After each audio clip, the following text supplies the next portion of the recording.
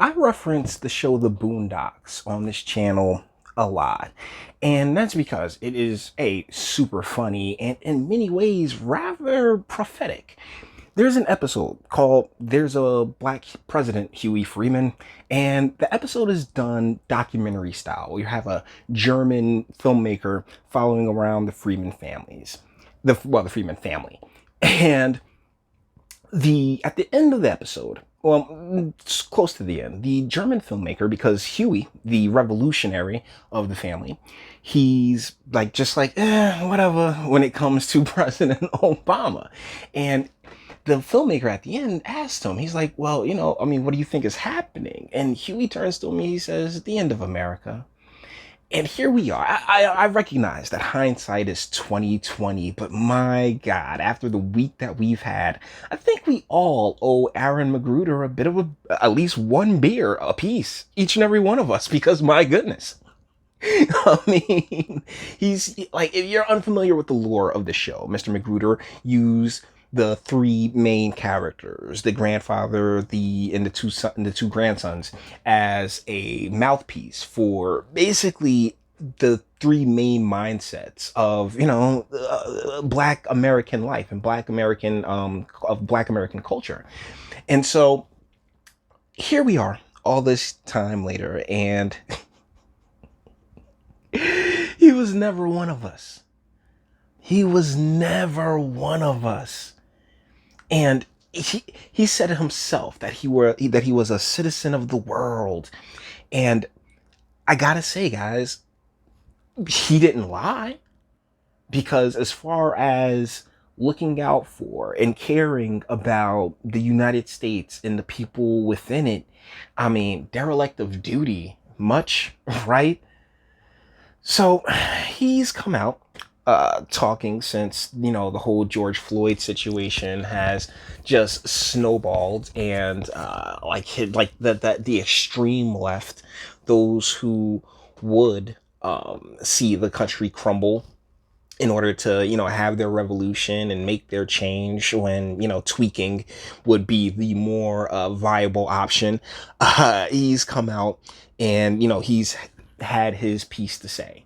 Now, it may seem like I'm going on a bit in this preamble, but it is infuriating because of the juxtaposition of the way his candidacy really brought me and my father together. It's one of the things I'm eternally grateful to the man for. But we didn't know what we were buying. None of us did. And it's okay to admit that. I genuinely think it is. But, well, this guy who apparently wiretapped his rival campaign and used the FBI as a machine, which is completely illegal against an incoming president, withheld information from an incoming president. Well, yeah, they've been demanding, his troops have demanding that he say something, and so he's come out with some remarks. And what we're gonna do is we're gonna parse this down and really just dig into it, because I need I remind you that during his presidency, urban poverty tripled.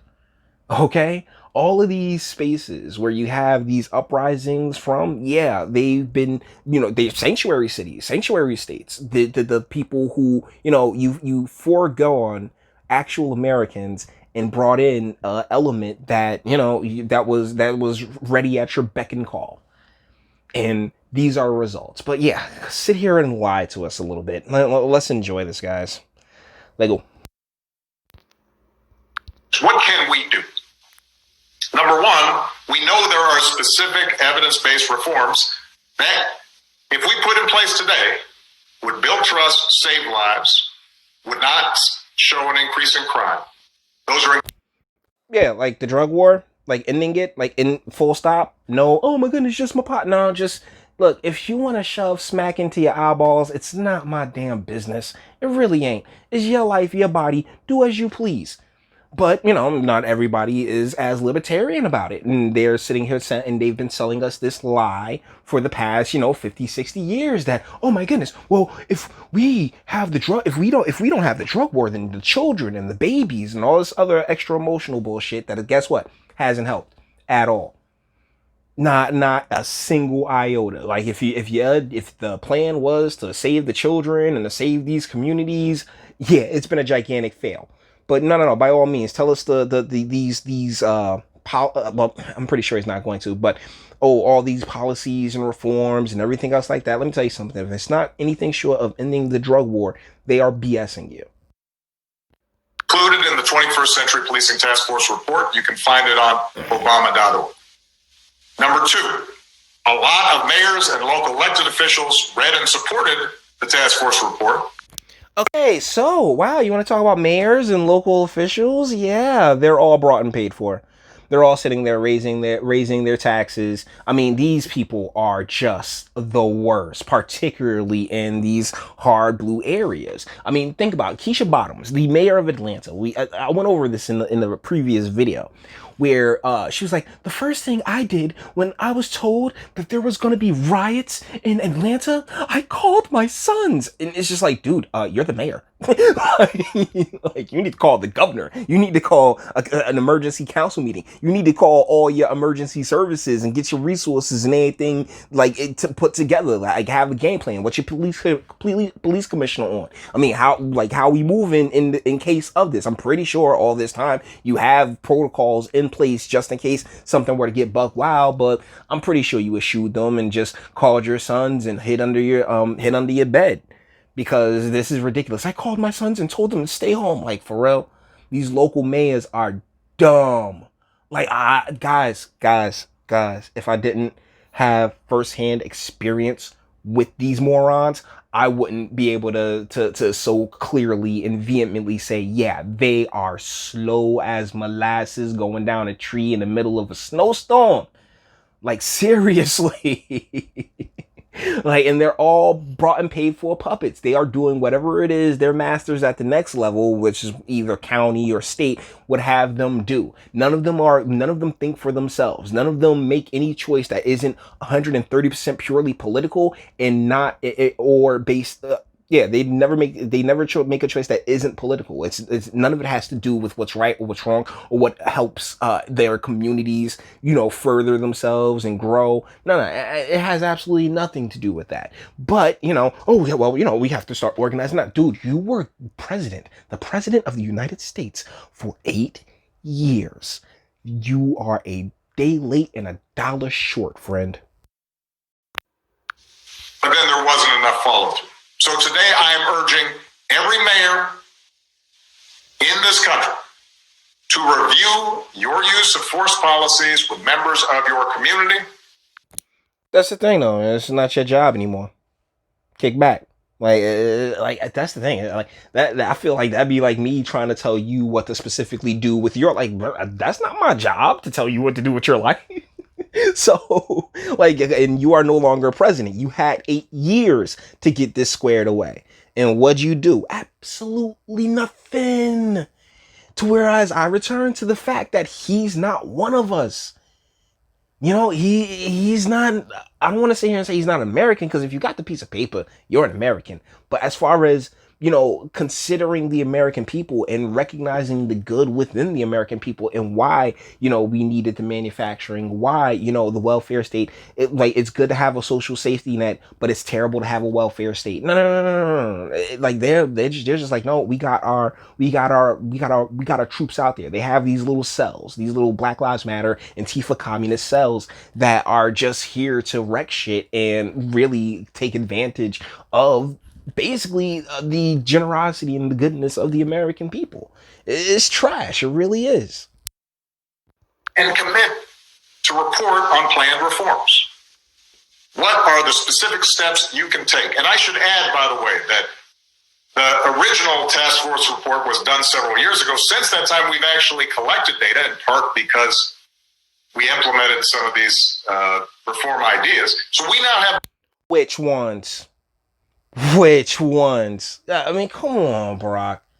This is garbage tier. It really is. And it's sad to just see this, like, it's so empty. It's so hollow, particularly when you had damn near a decade to get all this stuff squared away. What'd you do? Come on, man. Pass. More information and more data as to what works. And there are organizations like Campaign Zero and Color of Change and others that are out there Just rolling with the whole communism, yeah, eat the rich, and let's all suckle at the government teat swag. Trust me, I get it. I've been in these little enclaves of the far left during my time with working families, and as a what's the name, and as a campaign manager, and just recognizing that, these people are nuts.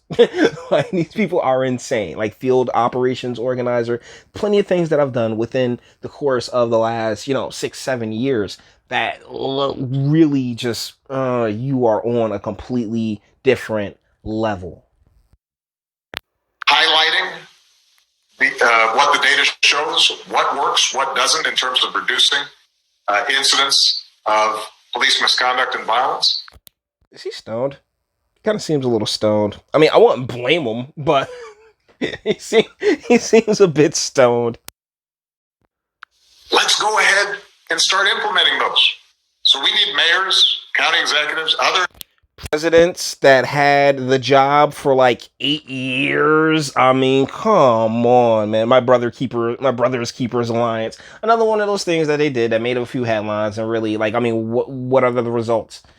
Like, you sat here, you wanted you instituted way more government programs instead of like fixing the standing policies and standing legislation that's really eroded the American family and broken our communities' backs in half. So it comes across as so disingenuous and so insincere that golly, it's tough to stomach. But we got a few more seconds of this. But it's just like, Huey Freeman, you were right. Aaron McGruder, I owe you a beer. Who are in positions of power to say this is a priority. This is a specific response. Like you should have, damn near a decade ago. Mr. Oh yeah, we need to put women in charge of everything. Well, Jesus Christ, dude. You've been as close as we've gotten. And you know what? It wasn't the greatest idea. Well, I ain't trying to crap on a man or anything else like that, but when it comes to, femininity, I mean, like, let's be real, this guy is kind of like dripping out of his pores. And the contrast between him and Trump is just, it really is magnificent. If you want to be real, it's a big part of the reason why you have all these people. And, I really wish that you guys would say that, oh, well, we should look at the president as a father. No, look at the president as somebody who you are paying to do a job. Okay, like, and it's rather rare that you end up in a situation where you're paying your father to do a job. Not too rare, but rare nonetheless. So, thusly, you can kill all that bullshit. He is the presidency is the president is an employee, and now is an employee going to do everything that you want him to do or do everything properly? Of course not. But at the same time, I mean, like, don't you? I'd rather have an employee that I can respect as a man. That, hey, if he sits there and says he wants to get something done, he's going to go and get it done, as opposed to just, oh yeah, I want to do all this and be all whimsical and feminine and like, ultimately get really nothing accomplished. Everything ends up as bad as it's become.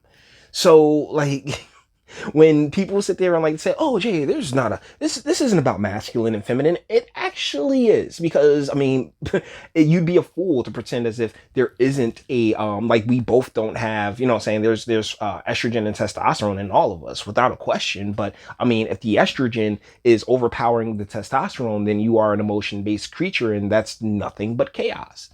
So let's hear the rest of 24 seconds. Okay, let's see. All right, go. Number 3, every city in this country should be a My Brother's Keeper community, because we have 250. You set that up before you left office, my dude. Come on. Cities, counties, tribal nations who are working to reduce the barriers and expand opportunity for boys and young men of color through programs and policy reforms and public-private partnerships. So go to our website.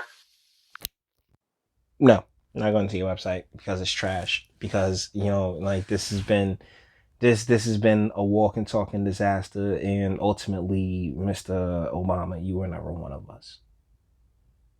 Like as far as carrying a level of love for your countrymen, for our countrymen, respecting the history of this nation to a point where you do the exact same thing that a lot of people are doing, and it's just pretending, oh my goodness, like this country hasn't made insane leaps forward when it comes to our, saying the like how we treat each other just based on more character, less color. No, no, no, no, no, no, no, no. You feed into that, and it's because you don't respect it, because that's not in your blood. Your dad's from Africa, not particularly from here, and we end up with our father's blood most times, right? I mean, the thing isn't that like all the time. Like, yeah, we all have our father's blood in us, so thusly, I mean, your blood isn't that of this nation's. Yeah, you have the blood of a global citizen. So, guys, with that being said, we're going to bring this one to an end. All the internet stuff, if you liked it, toss it a like, dislike, go ahead, do that too. Nobody's scared of you. Sub, if you enjoy my fantastic voice and want to get videos like this every single day, share, because sharing is caring, and YouTube and Bitchute and like are the biggest fans of your boy over here for very obvious reasons. Bang the bell for notifications and speak. Let me know. What do you guys think in the comments? I'm just too through. I couldn't care less, but like I know exactly what kind of pull this individual has. I mean, he was the president for 8 years, but yet here we remain in the situations that we find ourselves in. Nuts, ain't it? So, you guys let me know what you think in the comments. And until the next one.